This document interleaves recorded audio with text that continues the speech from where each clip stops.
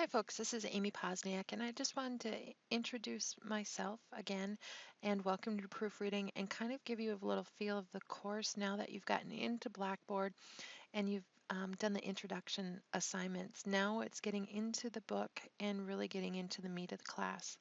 So, with that being said, you will typically now just hang out here in course assignments, and this is what this looks like.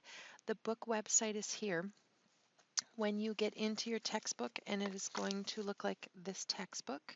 You will be using some data files, and I'll explain that in a little bit.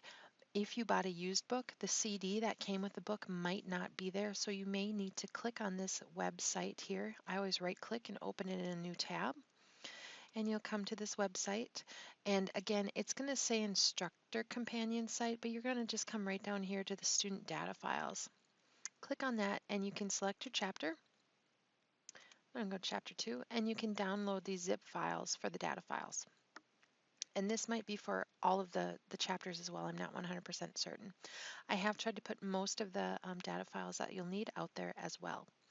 So with that being said, you will also, in the first chapter, kind of enter into this text slowly. So what I would encourage you to do is to take a look at the chapter. And in this first one, you'll read a little bit. There's always a spotlight on accuracy. Oops, excuse me, right here at the beginning of the chapter. And that is a great read.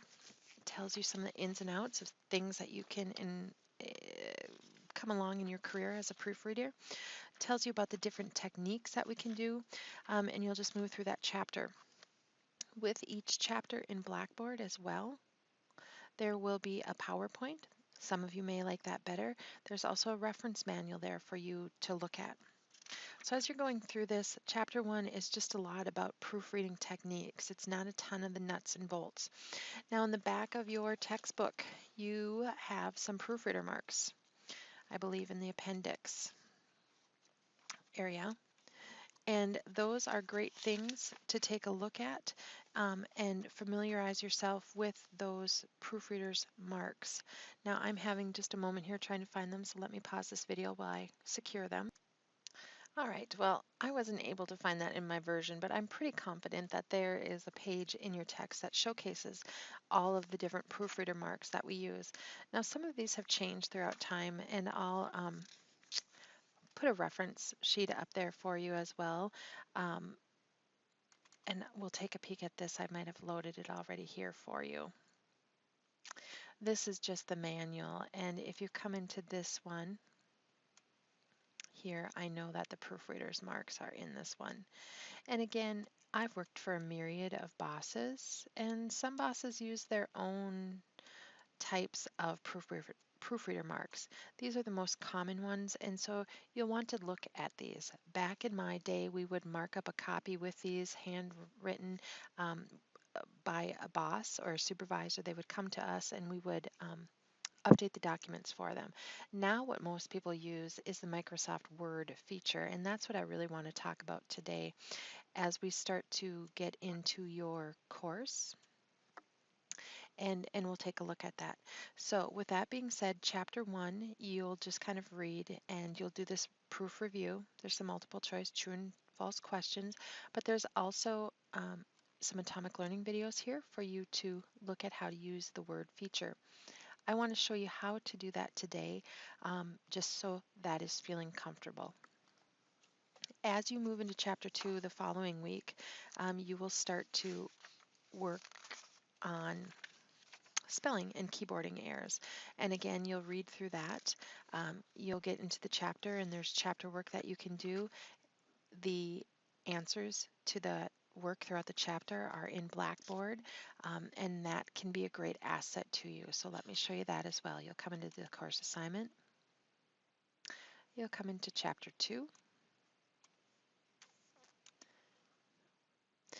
And this is where the exercises answers are right here after that.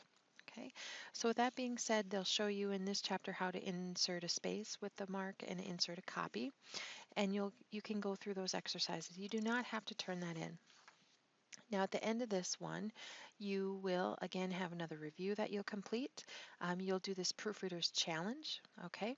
And when you submit this first assignment, what I would like you to do is wait a little bit, and the key will come back to you for you to self-check.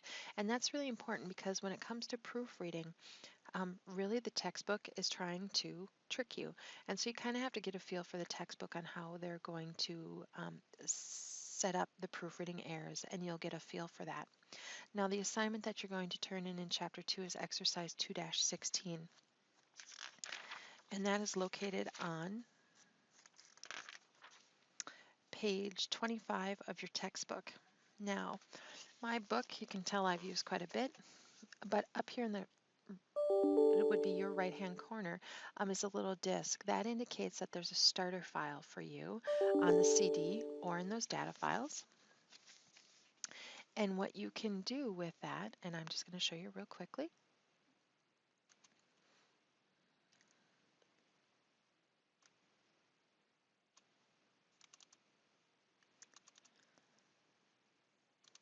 Just navigating to my files, you can tell I have quite an extensive folder system here.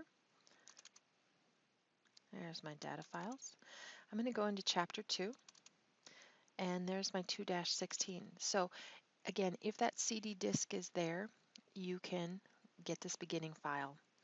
Now, I am using 2016 here at the college. With this course, if you want to use 2010, you can, but again, these videos might be off a little bit.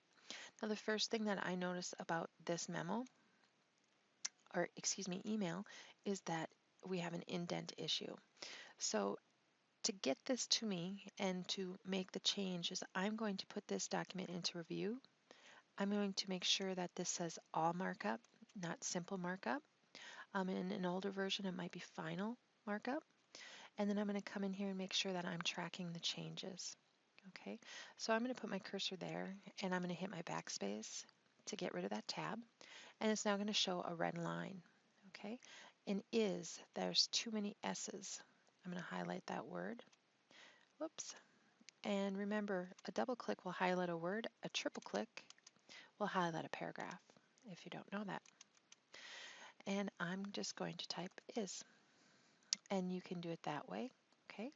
Otherwise, I can undo that, and you can highlight this. Excuse me. And I'm just going to backspace to get rid of that S, and it'll come through like that. There are two thes here. That would be an error as well. I'm going to hit delete, okay? And this is what we call marking up the document. So this is what you would submit to me in Blackboard. You would then save this, and away you go. Now, some of you may have touchscreen machines. I can click this Start Inking, and if I wanted to, I could use some of the old-fashioned proofreader symbols. Oops, and I don't have my good pen here to make a great one, but you can do different things like this, and that would work as well. But for me, the best thing for you to do would be to use this review feature here in Word to get to me your final copies. Now, keep in mind, you will have to use the proofreader's marks on a couple assignments. You may have to scan or take a picture, that type of thing, to get an assignment to me, but we will get that figured out. So that in a nutshell is your introduction into proofreading. It's a great tool, and it's a great skill for your program, one that you'll be at a loss if you don't have. So if you have any questions, please feel free to contact me, and let's begin this proofreading journey.